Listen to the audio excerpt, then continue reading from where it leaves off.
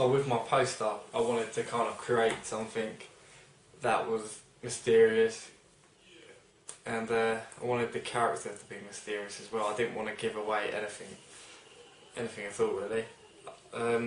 We had the idea to have the wallet, which is the significant part of the story in the poster. Someone mentioned having the policeman. I just thought, you know what, the whole point behind this movie is the twist at the end, and if you give away anything towards that, then it won't be surprising. People will start to see it coming, and it won't really work. I used the text from our movie in the poster. That I added a little bit of a glow to it to fit with the style of the poster itself, but I feel that kind of creates a kind of brand to our movie. The character's staring right down the camera, with shadows on his face, like that kind of thing, over here, and you can't really see much. It's kind of mysterious. You're thinking, oh, he's a criminal. So when you see him in the movie, you're thinking, yep, justice is going to be served, he's going to be arrested, and I think maybe you grow to like him in the movie, so that's maybe not a good thing. For the audience, they're kind of sitting there thinking, oh, he's going to get arrested, I don't want him to get arrested, or whatever's going to happen, and then the twist at the end comes in. The tagline, watch what you leave behind, is really kind of cunning move I tried to use. It could imply all sorts of things, which is what I wanted to do. I didn't want to give away anything, as I've said already, and the tagline just completely sends him off in all kinds of directions. I think the main point of the poster obviously is to appeal to your target audience, and to all kind of audience really if you can, because people see the poster before they see the movie in most cases, so that's what's going to get them in the cinema, and that's what's going to make the profit for the film.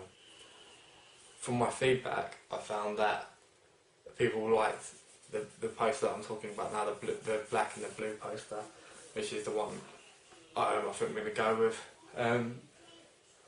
The reasons behind that were such things as like it's mysterious, as I've said, the blue code on the face makes you want to know what's happening, and it was all kind of intriguing stuff, which I wanted it to be. That's what I expected.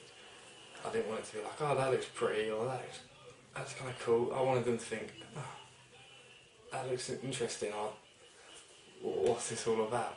I don't want to make it more about the poster and whatever kind of special effects I could have done. I wanted to make it more about the character and the narrative without giving too much away. So I feel like I've done that quite well. With the review, again, I didn't try to give away too much. I said this disruption in equilibrium created by the visitor at the door, rather than saying a policeman comes to the door and it's really intense, because that would have given away too much. I don't want to give away anything before the people see the movie, so I feel like I managed to explain in quite easy to read. It's quite easy to follow, as I'm dyslexic, so if something's not easy to read, or it's kind of, it doesn't flow, I'll struggle to read it myself, so I wouldn't want to write something that I wouldn't want to read. So I feel like I've made quite an interesting piece, and I played around with InDesign and made it look just like the Little White Lies layout, so that looks really good. I'm very pleased with that. The feedback I've got was all good feedback. At first we had to make some changes because I felt like the original draft was just trying too hard to sound clever, trying to cram clever words in. I don't think it's natural, it doesn't sound natural, it doesn't read natural. So yeah, I've got good positive feedback now, and I'm quite proud of it myself, so that's always a good sign. With the poster, we went for the kind of generic credit block at the bottom, text at the top, and just I wanted kind of just shoulders and head shot in the frame, not giving away anything, just leaving questions for the person who sees this poster. I feel like that's more important in a short film. You want to raise questions for the audience to think about. and I think that the poster does that well, and I think that the movie leads them off down that alley. And the review, it kind of advises them to go see it. It's obviously it's got to appeal to our audience, the review, and the audience of the magazine, which is slightly different.